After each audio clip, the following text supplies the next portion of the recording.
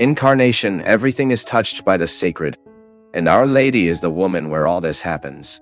It is the flesh God chooses to definitively insert himself definitively in history.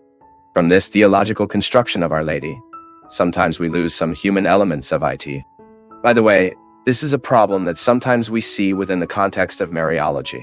People forget the humanity of Mary, which is so important to us. It is the part that fits us in this mystery. So if we put Our Lady far away from what is human, we lose the specific, ours. It is represented within the mystery of the Incarnation. Mary full of grace. It was not for free what you receive. It is beautiful because you think that Our Lady needed human effort in all her process as well, in elaborating everything she needed to mean in her child's life. It was not easy to be. It was not easy to fulfill your role. And then you take Our Lady from this context very much. Sometimes a tenderness without courage. Right? Sometimes we see Our Lady like this, right? Very fragile, the one itself, often the representativeness itself. In the very image we sometimes have of it. A tenderness that dismissed courage. Not. On the contrary, right? This tenderness is only possible because this woman had a lot of race. She had to face the daily challenges of her motherhood, had to fight in her daily life to be able to play the role in the life of her son Jesus and face the society of his time. This is a very interesting passage that shows this willpower as an essential element in the life of Our Lady. Because God transforms us from will, right? Strengthening will is a necessary process in the US. You know that this week a person sent me on Twitter, which I found very interesting. She was asking to reflect, to talk a little here about a theme that has been very common in our day, which is depression in children. Have you heard of a child in depression, Christian? I have heard a lot. You too. Many. A lot of children already facing depression. In children, this can happen because our children are very badly fed, and unfortunately, they are living very harmful habits. They spend a long time in front of the computer video. They spend a long time before television. They are losing their socialization. They are getting adults ahead of time because they participate too much in adult problems. Adults are not always careful not to talk to children of the problems they do not yet know how to understand. This is a true crime we make with our children. So we have a lot of depression today among children, which may be because of disorders, chemical disorder, the result of wrong habits, go to sleep too late, get up very early, the child does not rest properly, does not feed right, does not have an activity physical. It is very sitting all day. So we may have a chemical disorder that blood tests will identify, but we can also have an effective spiritual motive that go through our life all the time, the way we treat ourselves. And I say again, many children are exposed ahead of time to problems they don't know how to manage. So my people, this story that my son participates in everything cannot be so. The child has to have maturity to understand certain facts. So many parents, for example, who discuss marital problems in front of their children. This lack of psychology hurts our children too much. They are not prepared to know that father and mother are living almost a separation. So you need to be very careful. Remember that your child, as he grows up, he is mature for it. But while this maturity does not come, you need to put a filter so that what comes to it does not come to harm your spiritual and emotional health. Careful. Having a child is all the time doing the care experience. Watch out for what you talk about close to your children. Beware of what children are knowing very early. Beware of what you are going on television, what they are listening to, because this very adult, cruel world is killing our children's innocence very early. And what is the consequence of this? It is often depression, it is anguish, it is anxiety, in a time when life only asks for other things that are not. I think the time of childhood, when well lived, is a record that will help us a lot in the construction of our character and the joys of the future. We know that depression is a very wide theme, as we have said here several times, when we have a sharp sadness, Because sadness is not depression, right? We have the right to at one point in life be discouraged. It was saddened because something happened around. I lost Donna Teresina, a friend of mine. Of course, we are suffered a few days, sad, upset. But this is not depression. Now, when you realize that you can't overcome that suffering, that anguish, that sadness, so you need professional help. Why do I always say that we need the help of the health professional? Because the first step, this is a rule, my people. All of us who are experiencing a process of sadness, of much discouragement, a lot of apathy, the first thing we need to do is go to the doctor so that he can measure, through a blood test, our rates. We know and science teaches us this, and it is very important that we have it before us. Depression can be a fruit of chemical disorder, and blood test will accuse this. Do you know this vitamin D that only the sun can give us? That we smear from sunscreen all the time? What are we afraid of? Skin cancer. So we stopped in vitamin D from what it is like. The sun is the main source of vitamin. And it's not a very simple process to get this sun vitamin.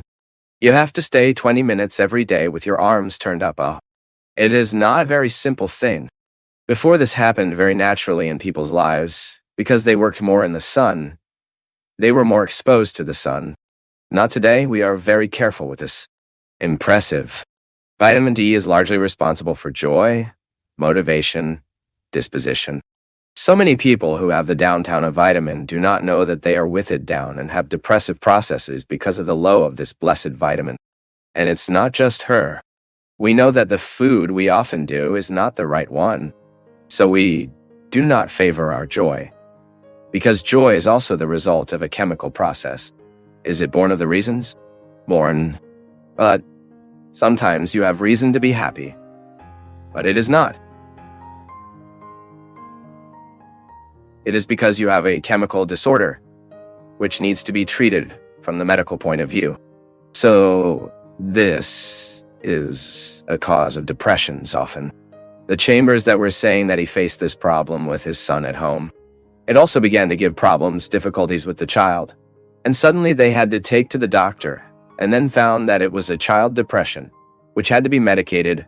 For 6 months took medicine, then returned to normal life. And he was saying something very certain. Infant depression, if it does not take care, can evolve into a panic syndrome. Child begins to be afraid of everything. All right, guys, we are still going. This modern life we take, which we assume. And every day we take a little more of it. This has no way back. We are not here to complain. We just need to be aware of the effects that this very busy life is causing. It is leaving us, and we don't know. We had a very drastic change in the way of living. If you take as we lived 15 years ago and as we are living today, a very fast change. And this change, it is increasingly intense, so that we are losing a lot that is important to the human being, and that we are failing to do, because modern life pushes us to many activities, and we end up losing the time to lie. We just said here, right, that we don't have time to stay 20 minutes to take the sun every day. Imagine that when I was a child, my mother put us to sunbathe like a lizard, stayed every day. I didn't understand that. Look how wise Donna Anna was at that time. We had to sunbathe every morning. And as I always liked to read, I took my book. I was there taking the sun that she wanted us to take there on the home ride while reading. Today is true. I just talked here to Christian at the break. You have to take 20 minutes of sunshine every day. I don't have time for that. This is a lie. Why can't I take 20 minutes of my time for this health moment, worrying about me? Oh, but then at the end of the day, I don't realize everything you have to do.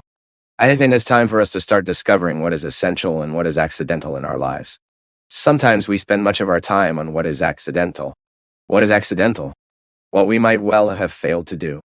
And the essentials, which is often what determines our health, our quality of life, we delay, since to later, since to tomorrow.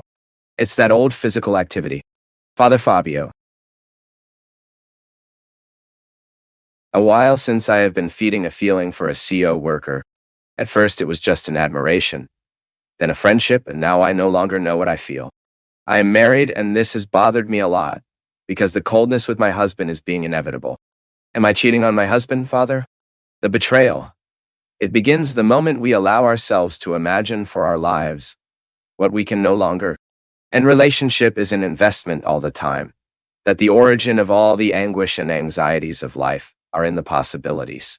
If you enter a dealership and you will buy a car, if you have 5 colors, you will choose one. You will be more distressed until you choose that color. But you chose that color. Go out and forget that there are others, isn't it? Anyway, but the moment you set a bond that you want definitive, you will have to invest in that definitive. It's no use now making investments outside your relationship. When you are dating, it is even possible for you to see other possibilities for you. But from the moment you are married and want to take your marriage forward, I believe it is not honest first with you. Feed affection for another person. Unless you don't want to, but your wedding is different. It's your problem. If you say it bothers you, the first trace of the betrayal you need to make to fall apart is the one you betray within yourself. It is you who are betraying, my daughter. Because it is a lot of work for you to lead a marriage life. You are faithful to a husband if you keep feeding within you or another feeling that is not ordained. Other than agreement, it does not mean that you cannot have friends. It does not mean that you cannot have those relationships that make up the mosaic of your life. But marital love, this erotic love, right, you feed on your husband. And if you do not make an effort, this will continue. You will then risk living a process of betrayal, which in the first is betrayal of yourself, and then betrayal of it. What you will do concretely in the possibilities. The best thing we need to do in life is to know who we are well. This is fundamental. You, as a woman, you know very well who you are. Where are your weaknesses? And if you start exploring your points too much weak, you risk losing the plum of existence. If that person who arouses a different feeling, a sensation, that cold in the spine, if you keep approaching and wanting that coexistence, you begin to undermine your defense. It is as if you are judging against yourself. If I have the desire to be faithful to what I took, I need to have a conduct that favors me. So every once in a while, we get lost in these small imbalances. In the possibilities. When you start looking at something in a way you shouldn't. When you start undermining your field, but not there. When you realize it, it's time for you to make your decision. If we open gates that we cannot close later, the cattle pass. I'm wrong. So it's a matter of honesty.